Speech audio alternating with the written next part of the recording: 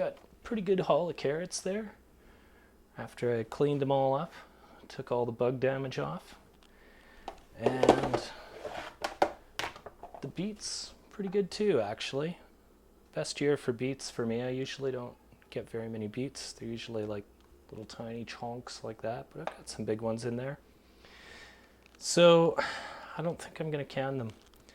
There's just not enough, and lids are at a premium. So what I'm going to do is I'm going to steam a good chunk of them along with some other veggies that I have, and then save the rest for Thanksgiving. If you've never steamed veggies though before, I highly recommend it. I used to boil my veggies until I got a steamer, and now I'm a convert. They taste so much better. You lose far fewer nutrients, and it doesn't even take that long. It's pretty easy. So the first thing you need is some kind of double boiler like this. So I've got a couple inches of water in there, and this guy has got holes in it. Put them in there like that, and then you've got a couple of inches here where you can steam. And what we're going to do is steam some potatoes, and we'll put those in the bottom because they take the longest. I'll put the beets on one side because one of my daughters really despises beets. And then we'll put carrots and onion and garlic on top. What I like to do is wash them in the sink and also peel them in the sink. That way if your peels go flying everywhere, it's less of a cleanup. So I got these nice big red potatoes, but they'll need some love. I just kind of peel them. I know some people think the peels are good for you, and they can be, but sometimes they conceal the sins underneath. And I see a bit of green under these, which I don't like to eat the green potato. In fact, I think it's a mild toxin. It's not very good for you. So we'll just clean these up real fast.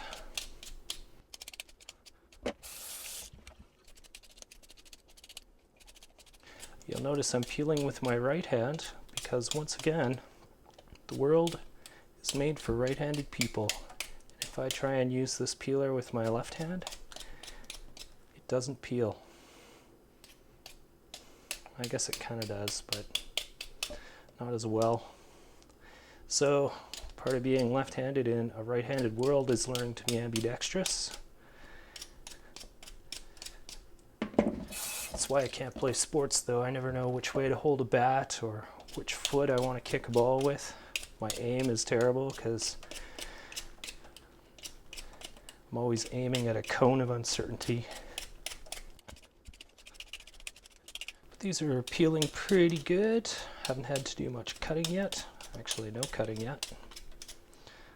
Sometimes you get a really bad piece of rot, and I'll just use my paring knife to take that out. But today we're able to clean it all up with the peeler itself. I always give them a rinse afterwards.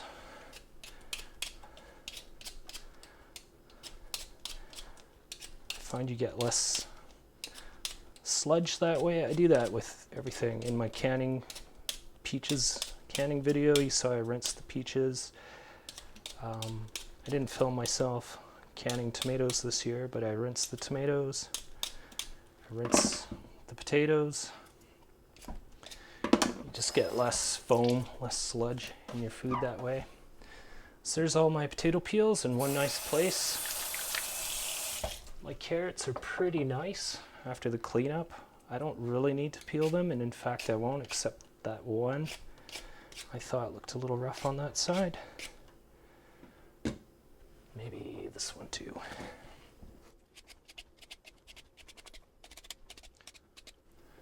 With the beets, I do like to peel those as well.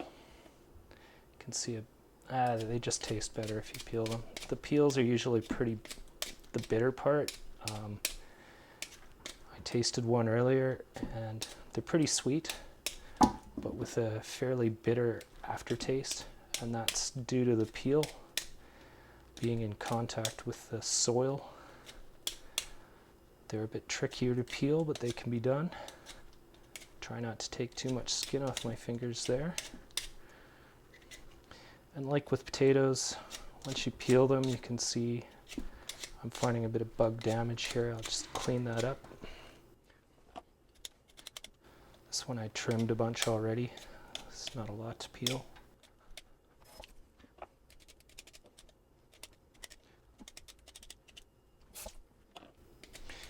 And with my beets, I'm going to use them all up today. Most of them are pretty small. There's just a couple of big ones. And since I've already trimmed them, they don't really keep that well after you've trimmed them. So we'll use them up so that they're in their prime today. Oh, Zoot! Looks like a murder scene on the floor.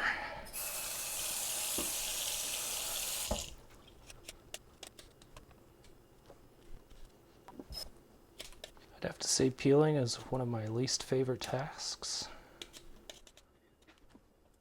Especially small little things like this. But definitely want to get those roots off if nothing else, and the rougher parts. You'll thank yourself later.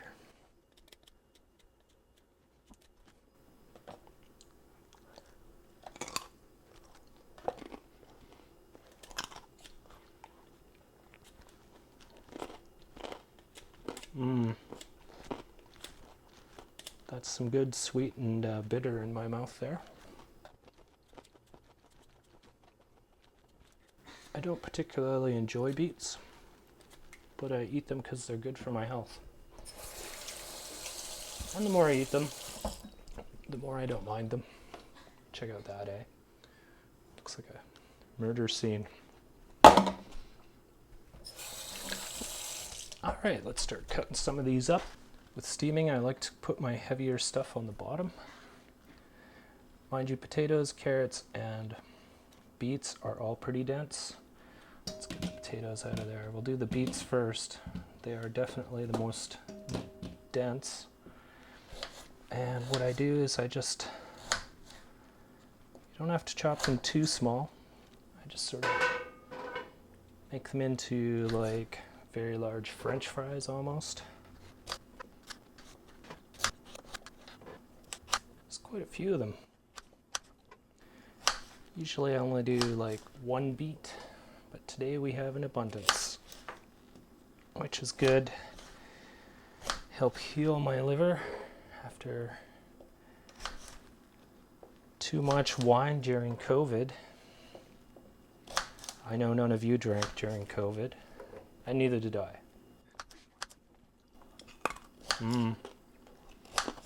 Yeah, they definitely taste better once they've been peeled.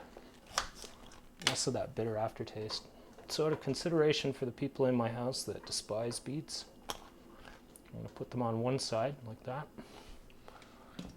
Then I'm going to do the potatoes, which are going to have beet residue on them.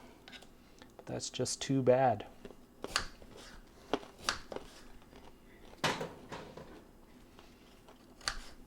Same sort of idea, just make fat French fries out of it. You know, maybe I will rinse this board. Beets surely do like to dye everything.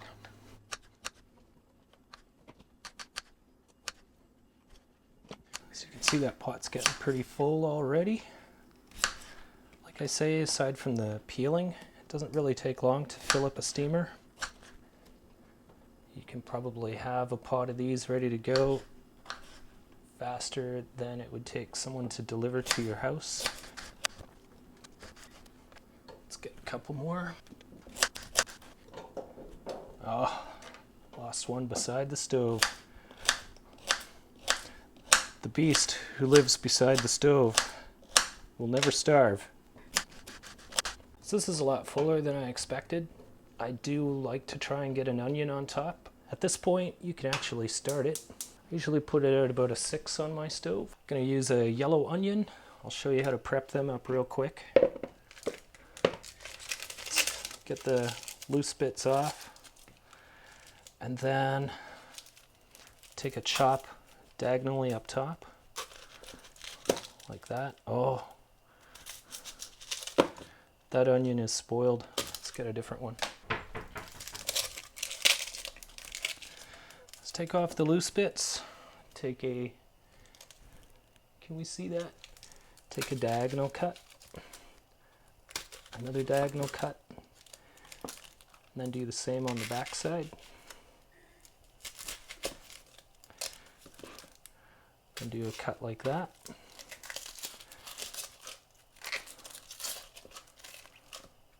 There you go, that's how you peel and dress an onion fast. Give your knife and the onion a little rinse so you don't have any residual peel bits. I'm gonna rinse my cutting board too. And then to cut the onion, this one's kind of falling apart on me, but we'll just go with that. If you can keep the form of the onion, kind of like that, spin it. It's a really good way of dicing it quickly for the most part. And if you've dealt with onions much, you know you've always got those little bits in the center that you have to dig out. With the diagonal cut I showed you earlier, it's all gone, so you don't have to worry about that. So I just scatter the onions on top like that, so they can kind of seep their juices down into the rest of the vegetables, make them taste delicious. I also like to put some garlics in there. So unfortunately this isn't my garlic. I might have some garlic, I gotta try digging it up sometime. This is some nice purple, Russian purple garlic I got at the farmer's market.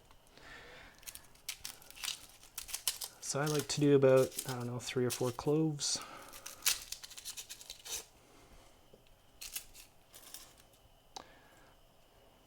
Garlic's skin really sticky, so I've got 2 there. Let's try and get 1 more out of there.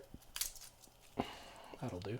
And then the easiest way to peel garlic is to crush it with the edge of your knife. Just halfway, don't totally mutilate it. But once you've done that, the peels come right off.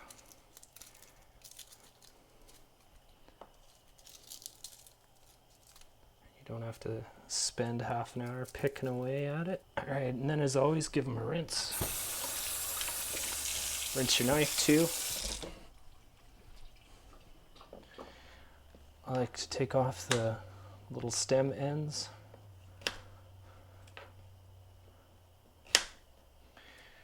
Then I slice them.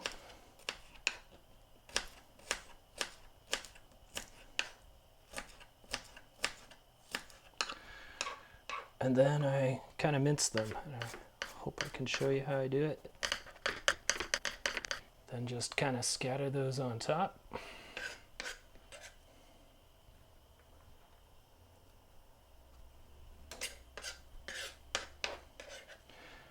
Normally I don't use the cutting edge of a knife to pick up food like that, but since this one's kind of a dull laser cut, it doesn't matter. The final thing I like to do is put on some salt. This is pink Himalayan rock salt. It's really delicious. Some ground black peppercorns. And you're done. Let her boil and steam until you can stab a fork through to the bottom without resistance. Usually takes about 20 minutes. And you've got a beautiful supper. And if you don't even finish it, you can put it in a Tupperware, throw it in your fridge, and kind of refry it the next morning. It's sort of like hash browns with veggies mixed in. I like to make a couple of farm fresh over easy eggs with that. Anyway, there you go. That's how to steam veggies. Real delicious meal, real simple to make, really cheap to make, and very healthy for you. All right, these have been steaming for, I don't know, 20 minutes or so. You like my handle there? I broke the lid. So you know it's done when you can stick a fork all the way through. Done and done. Shut her off. And you're ready for some delicious eats. What I like to do, dish up a bowl full. I'll take the beets because my daughter doesn't like those. Looking good. some potato in there too.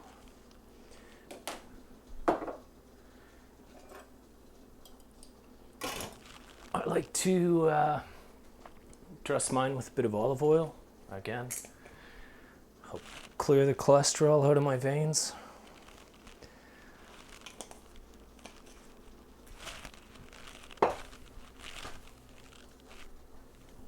I'm a sucker for salt. Bit more pepper. There you go.